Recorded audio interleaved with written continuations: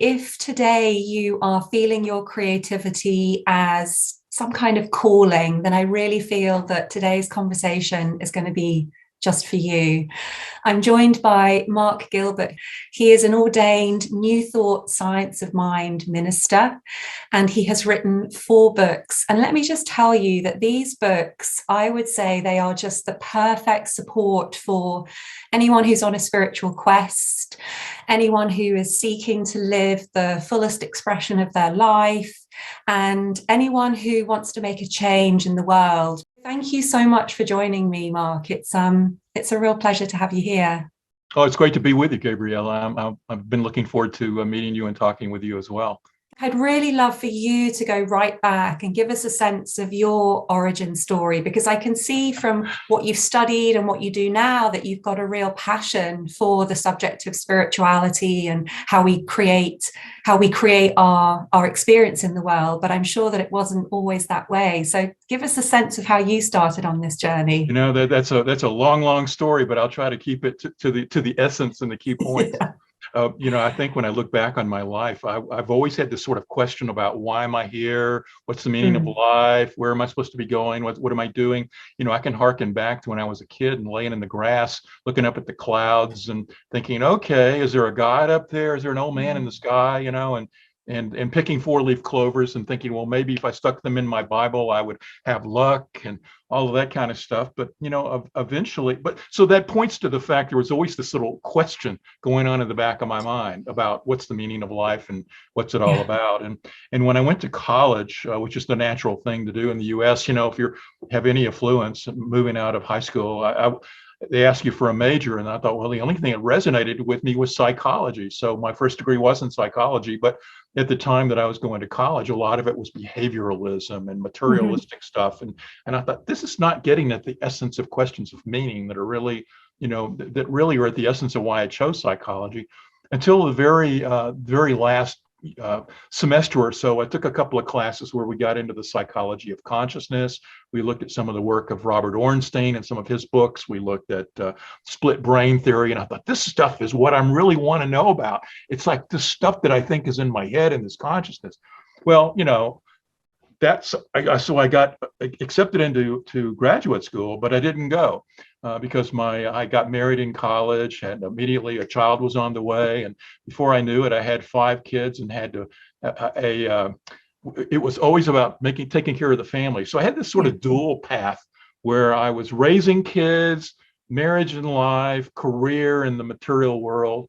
And then off on the side, I would go to metaphysical bookstores and explore spiritual stuff, and vegetarian for many years. And, there was always this push-pull thing between the world of form and the world that I thought was beyond here that I really wanted to explore and find more about. And there were a lot of times that things in life really kept pushing me along on that inner journey to the point where I had a lot of success in the material world and in the career world, and got into a fairly high level job. And at a certain point, though, I had this, I was reading a spiritual book, and as I often was doing, and I was on an airplane on a business trip and sitting next to this guy who was reading a spiritual book, and we started comparing notes. And he said, oh, if you like this, there's this spiritual center I go to that, has a very similar philosophy you might like. So my family and his family got together and went over, and it was a New Thought Science of Mind center. And I'm thinking, I didn't know there were churches or places like this that talked about this kind of stuff. I thought I had to, either go to Eastern religion facilities, and I had read a lot about Buddhism and Hinduism and so forth. And but it was something that sort of brought everything together in sort of a Western Eastern mixture of philosophy that resonated with me. And so I went for a little while, but life got in the way, and then I got away from it. And then years later, in the mid-90s, I came back to the philosophy, which I first discovered in the 80s, and really said, why did I ever leave this? And I delved right into it. And well, as my career was getting higher and higher and succeeding more, I was also on the spiritual path where I was taking classes and going deeper and really exploring the essence of who I was. And at a certain point, they sort of came together. And I said to myself that, I really need to honor my intuition and what I'm learning, what I was learning, one of the things I was learning was to trust that intuition that was within me and to listen to it. And at a certain point, it was screaming at me that you needed to be more involved in the spiritual realm. For years, I melded in, not that there's anything wrong with it, it was perfect for me at that time, was I melded in my spiritual learning into my secular world and my secular position. And to the degree that I could bring it through that, it satisfied me. But at a certain point, I felt like I wanted to move more into the spiritual realm. And so that's where I sort of had the opportunity to retire from the job I was in and moved into, I had just gone through a ministerial training program with Centers for Spiritual Living, which is what it's called now, but it's one of the large Science of Mind, New Thought organizations. And eventually became an ordained minister and went down that path.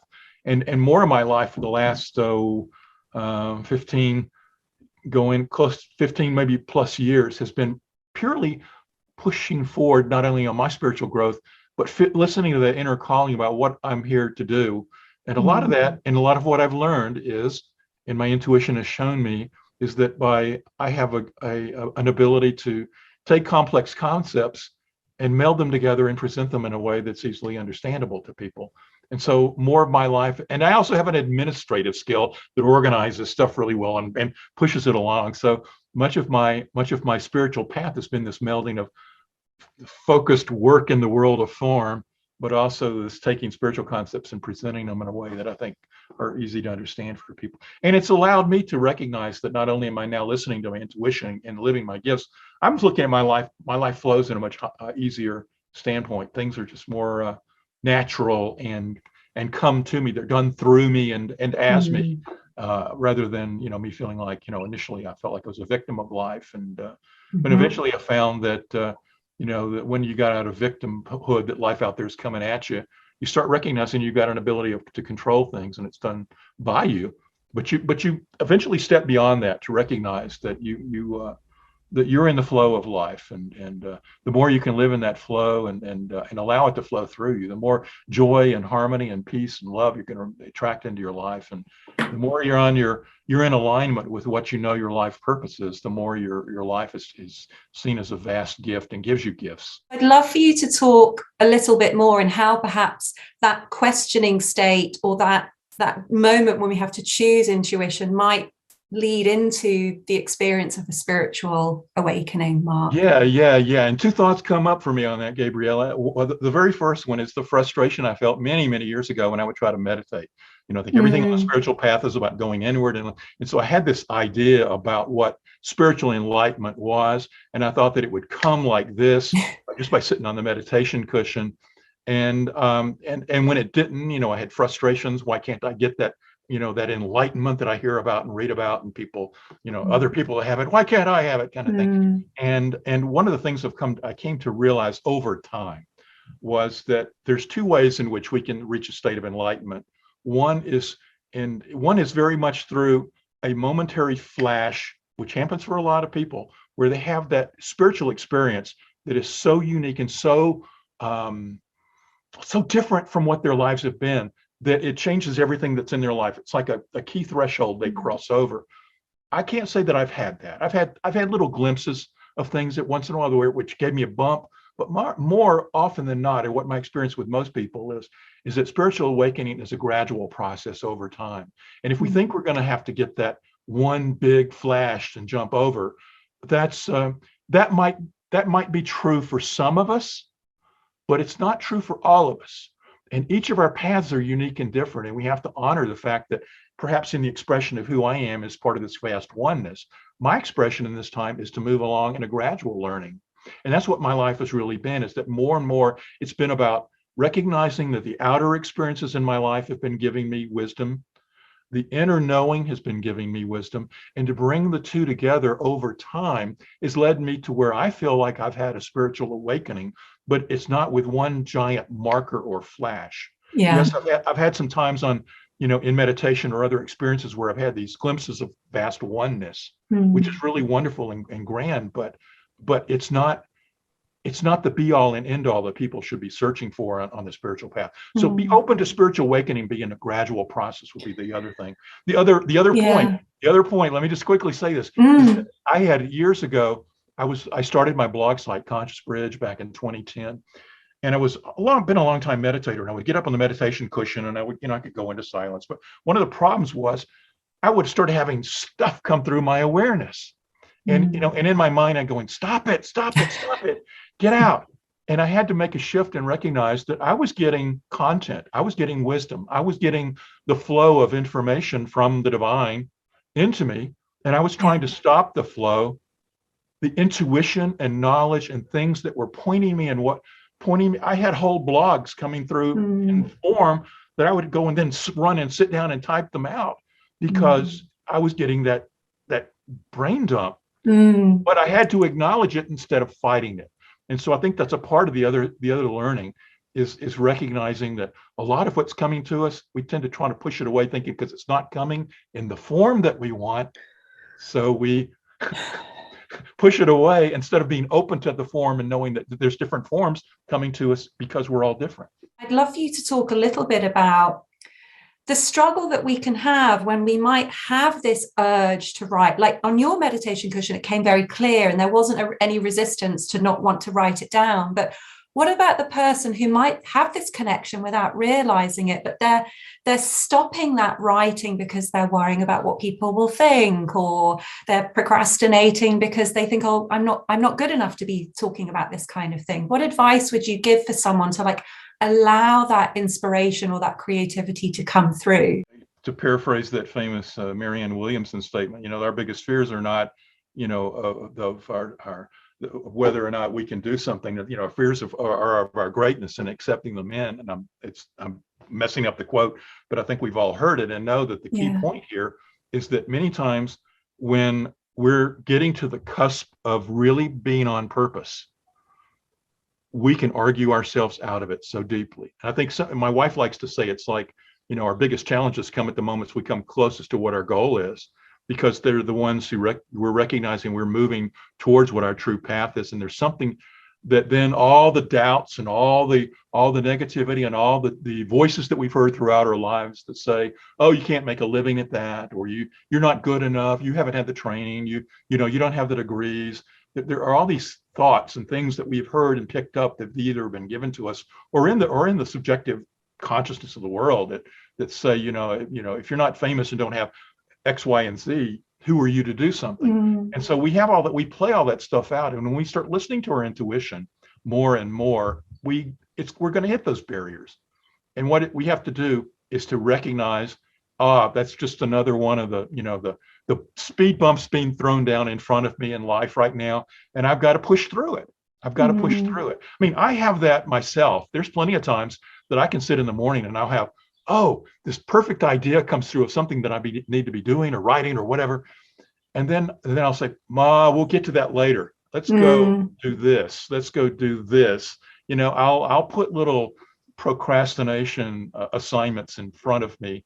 And some days I never get around to doing it, and I have to say, okay, I didn't do as well as I could have with that information, but maybe next time I'll do better. And not beat yourself up so badly about it that you can because then you can get into a downward spiral that you're like, oh, I'm a failure. I got this information and I did nothing with it and I was fearful. See, self-affirming prophecy that I can't do it. And we got to recognize that we have this in us. All of us have it. All of us have these inner voices that tell us we can't do it. We do see people who are so in the flow that they've learned to master those voices, push them away and to be in that divine flow. And that's really where our goal is going. The more, I think the key, Gabriela, is practice. It's really, it's like sometimes this has happened to me too. Stuff comes up in the morning. I put things in front of me and I say, oh crap, I'm not getting to it. And I say, just go sit down and write. And what I've found is and so sometimes I'll come to the keyboard and I'm typing and I can't capture the essence of what it is that I felt like that I was in the flow of earlier that day. And so I said, okay, one thing is to keep at it if you can. Mm-hmm. And sometimes I can push through so that I shift my awareness in that moment to being a conduit for the flow of the information to come through me. And other times I can't get in the flow and I'll just get up and walk away. But either way is okay. You know, it's not to get into any judgment. It's not to, think I was great because I got into the flow or beat myself up because I didn't. But it's to recognize that the more that I can take the information and get in the flow, the more we do anything. It's like riding a bike or driving a car.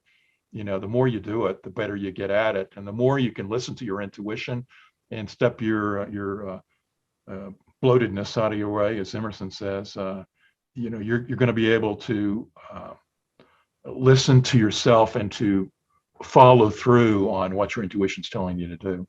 I want to talk a little bit more about this idea of intuition and that inner knowing or that inner voice. Mm-hmm. One of the things that I observe with the people in my community or my clients is confusing that the inner voice with the conditioned mind. So how do we learn to begin to separate, okay, this is intuition, like this is insight versus, oh, this is just my mind chatter?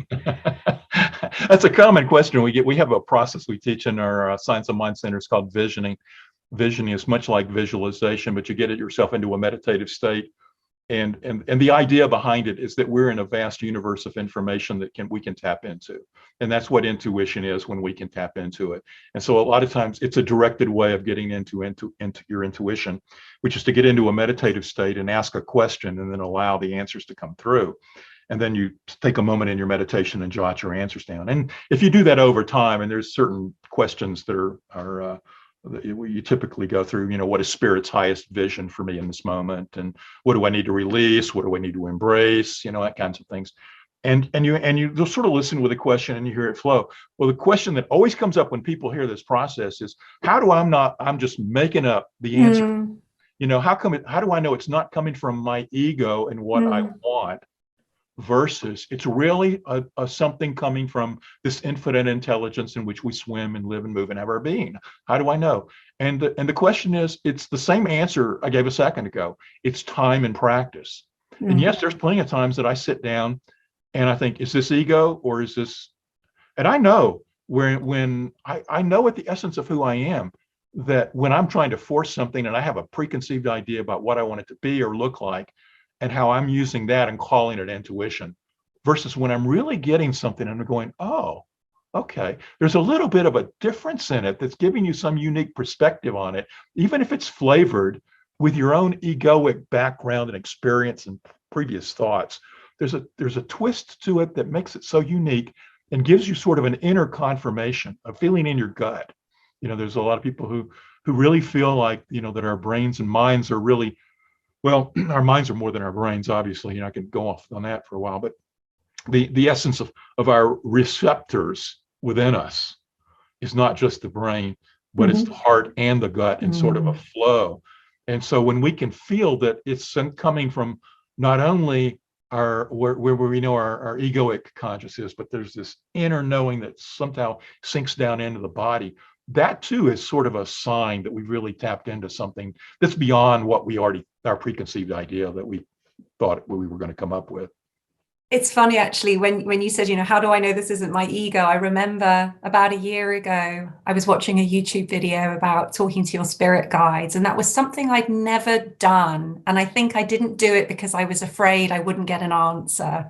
And I thought, damn it, okay, I'm going to do it today. And I remember walking up the top of a hill and asking the question of, I basically asked, what's my purpose and who am I? And when I asked, who am I? It was a thought that just popped up in my head, but I was able to tell the difference because I was like, I don't know. I would have never have thought of that answer. The two words that came into my head were tree goddess. And I was like, I would never have answered that question with those words. Right. So my next question is, which is exactly what I experienced at that moment, which was like, what the hell does that mean? And a real fear of committing to that. I was like, I'm not a tree goddess. I'm not good enough to be a tree goddess. Like, what does that even mean? So And it makes me think of the moment when you talked about in your origin story, when you were sitting on this plane and you were reading a spiritual book and there was somebody beside you also reading a spiritual book. I think we have these moments in our life where there's a sign, Yeah. there's a synchronicity. And it's not like if we don't take that moment, it's gone forever, because those moments, they do keep coming.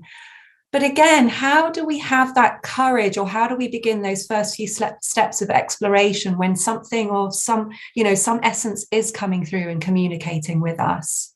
I think the first thought is you just have to be open to it and be observant. There's the saying that we choose what we see on some level. That many of us look at the world through. We all look at the world through a lens of life and a mental construct of what the world is supposed to be. And that's a long topic we could get into. But the very nature that as we're walking around, are we looking at the world as an interplay of oneness, where it's a dance between me and the world of form and all of the other pockets of consciousness that are expressing as these other people, and that as I bump around like a billiard ball with all of the world, do I see me as separate and apart that's navigating it? It's this isolated individual, or do I see myself as part of a vast oneness where we're all interconnected? If I see myself in competition and that it's a matter of trying to get through this world, I'm not going to be open to those messages. But if we can sort of make that shift in our minds to whether we've had these meditative tastes of oneness or not, we can see that everything on some level is interconnected, that there is a vast system of interplay out there. And the more we can move into that awareness, then we're more open. And if we, and I would also say setting the intention, because setting the intention for anything is going to open you to whatever it is that you're desiring. So if you get up every morning and you're like, I'm open this day to knowing that the messages of the universe are available to me, and I'm open to seeing them, accepting them, and embodying them and who I am, then by the very nature of me setting that intention every day, it's setting the wheels in motion. It might not happen the first day or the second day, but over time, by repeating that process and shifting who you are and your focus towards seeing things, the more we look for something, the more we're going to see something. It's kind of like that old, we always make the joke about, if you're going to go buy a car and you've never seen this model of car, but then you become interested in it, and then all of a sudden you see it everywhere. Same thing. If we never have looked for the intuitive wisdom that's flowing to us every day, the messages that are giving us divine guidance on what's next for us, or what information we need for what's next step on our path. If we've never looked for it and now we're looking for it, we're going to start seeing it. And the more we see one, we see two, we see three, we're going to start saying, my God, it's all around me. I got messages all around me. Yeah. They've been here the whole time and I just haven't been open to them. So it takes that setting that intention and moving into that space of seeing the interconnectedness of life and having the intention for wanting to see it.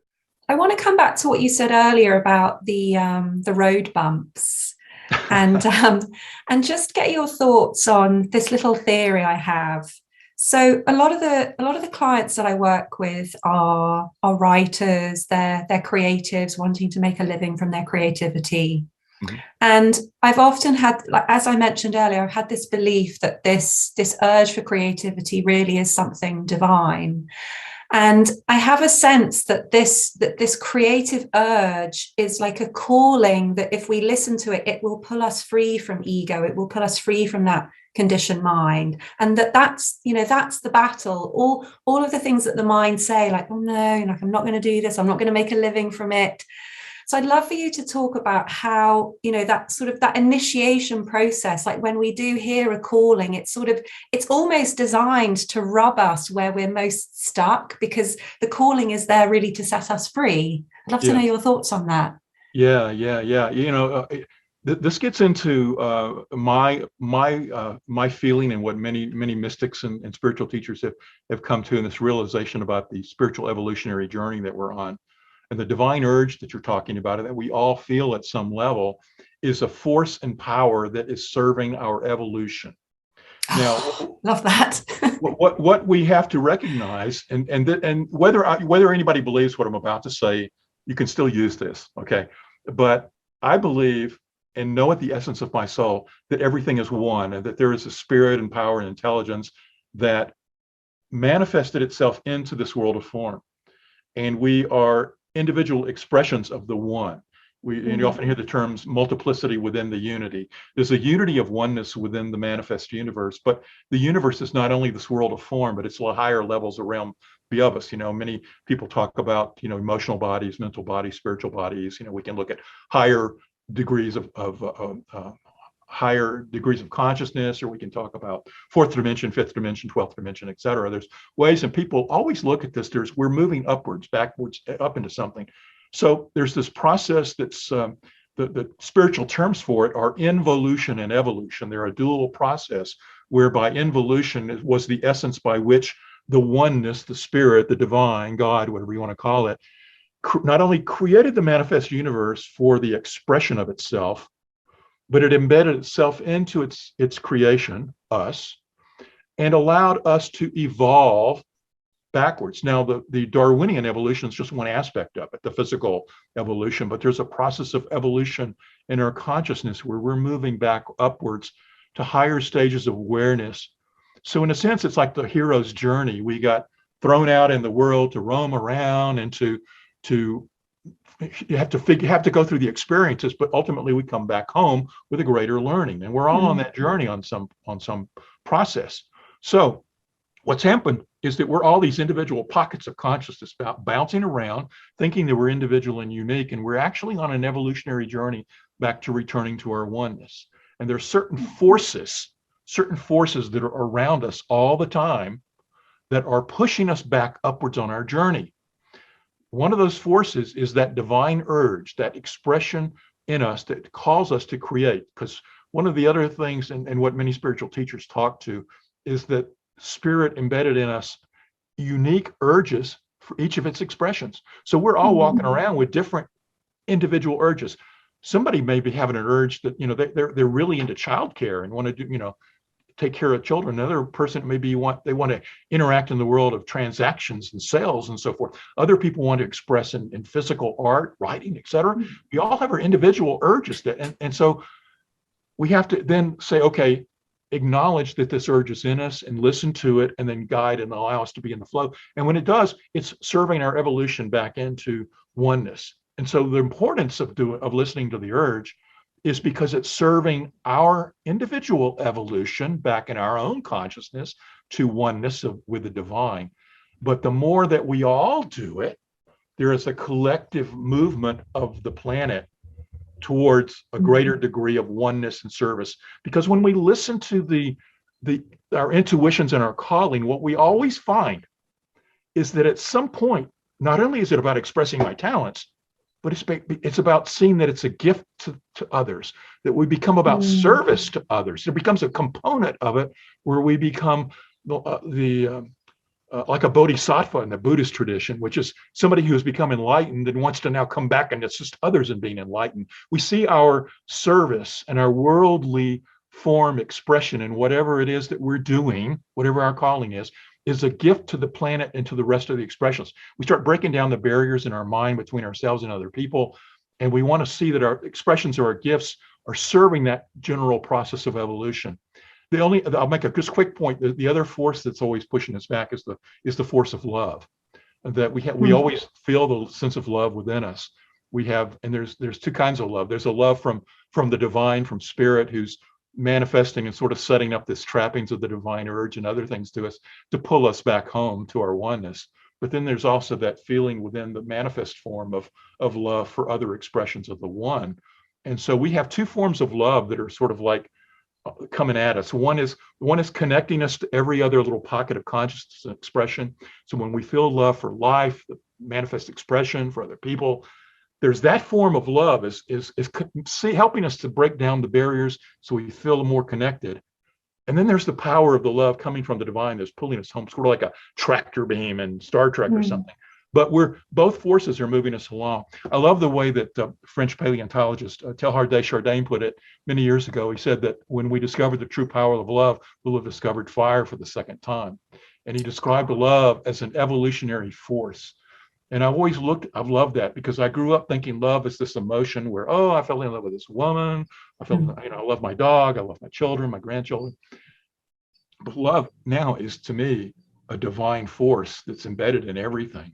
that the divine put in us, and it's connecting us. It's serving a purpose to help us move back into awareness of oneness and to return home on this hero's journey we're all on. Let me take you to the moment that you talked about the breaking down the barriers. What came to mind is that very specific struggle that can happen on that hero's journey with the writer's journey, the hero's journey, where they feel called to heal others with their words or to connect to others with their words. So that speaks to me of that sort of unconscious desire to come back into oneness.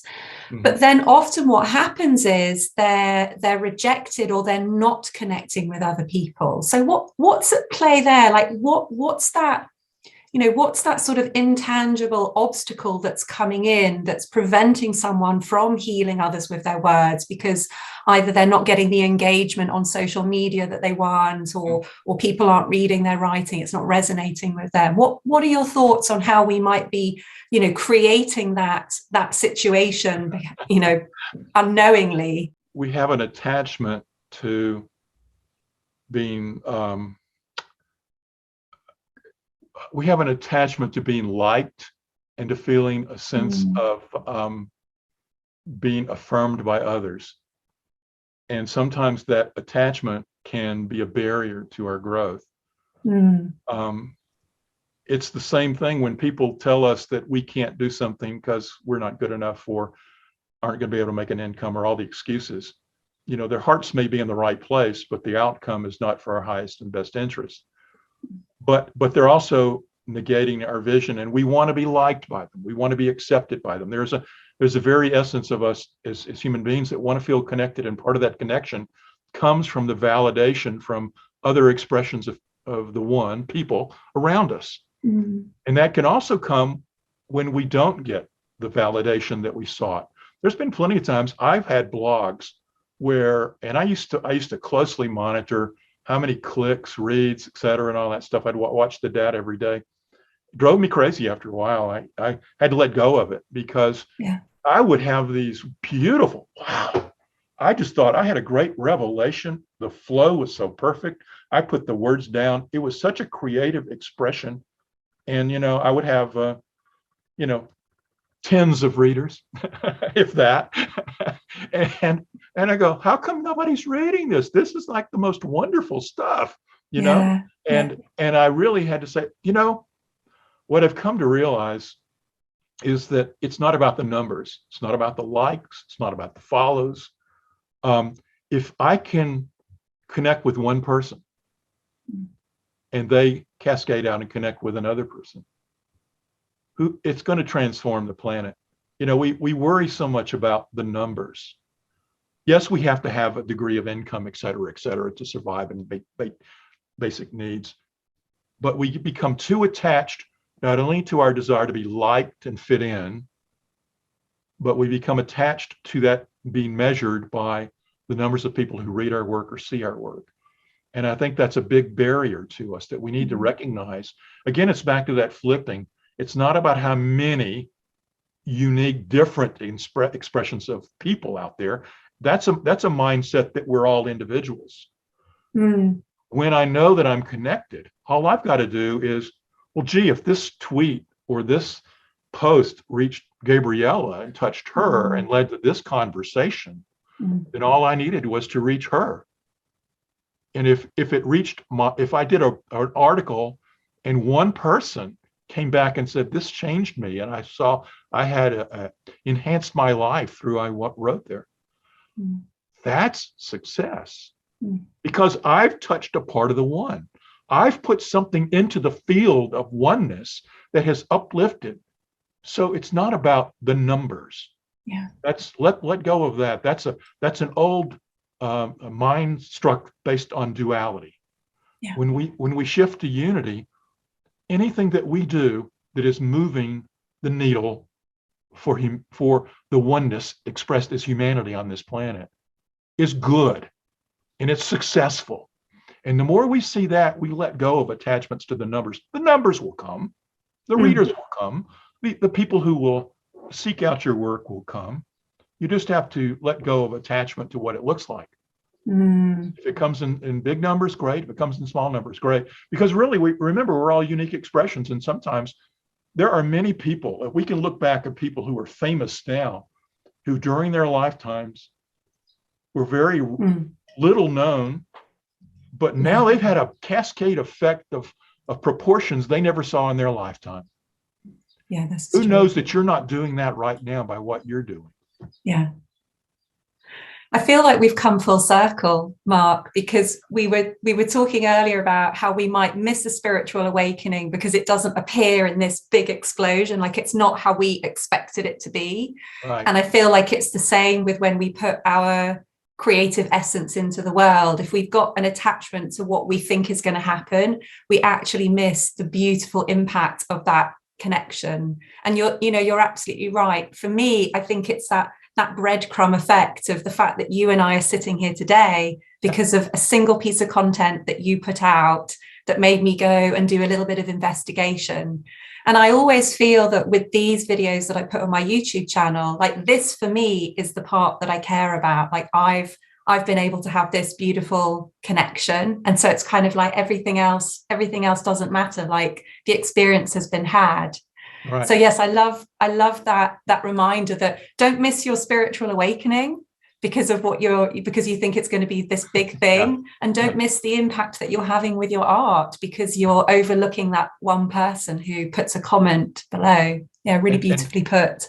And if I could add one point to that beautiful summary, Gabriela, that is that don't be open to the fact that you're continuing to grow and evolve. That this is not an ending process. We never actually get anywhere because what's happening here. We're moving forward and we're moving back into oneness, but it's an ever continuing process. And so our own spiritual unfolding is continuing too. Our own development of ourselves, our own development of listening to our urge is continuing to grow. My tweet might have left us to our talking, but your expressions today are filling me as well. It's a two-way street where there's always an interchange, and we're both organically growing and evolving to whoever. What we're going to leave this call and this discussion, as well as anybody that's listening to it today, and go off and be a little bit different because of this conversation. And that little bit different is going to impact them, and they're going to cascade that out in whatever they're doing. Mark, it's been such a delight for me when the time just goes like that. I know that it's been special. I would certainly love to have you back if you're open to that. Oh yeah, yes, absolutely. I love this. Was a great conversation. I had a wonderful time. Thank you. I just want to give you one final moment. If there's anything I didn't ask you or anything that you feel called to add or to share in the final moment. Oh my goodness. I would just say that, I know that many of the people who listen to your podcast and read your work are in the throes of the creative spirit. And I would just simply call them to remember that they have been given this gift, that it's a gift that it really not only behooves them to grow and express it, but to a degree they're keeping both spirit and other expressions of spirit through other people from getting the gift of their gift when they limit it themselves. Yeah. So I would just encourage everyone not only to find that calling, but to express it fully, live it, embrace it, and know that you're serving no matter what you're doing. You really are a gift. This very nature that we have a life here on this planet is a gift. And my wife was telling me something yesterday that one of her spiritual teachers was telling her, that our time here to the soul, our time on earth is like 10 minutes. And the point being that we're here so briefly from a standpoint of the vastness of the eternity of life. How are we using our 10 minutes? And are we using it in the way in which we were designed to? And we were embedded with something, a gift and talent that we truly know is out there. And are we listening and living it? Don't waste our 10 minutes. Get moving. Mark, thank you so much for being with us. We will be popping your links. We've got your Conscious Bridge website. We'll pop that below. We'll put links to Twitter, links to Facebook, and also links to your YouTube channel, which, as you said right at the start, this ability that you have to take complex ideas and make them very simple, like that really shows in your YouTube videos. And there's, you've got a whole series of like real bite-sized ones, sort of 2-3 minutes long.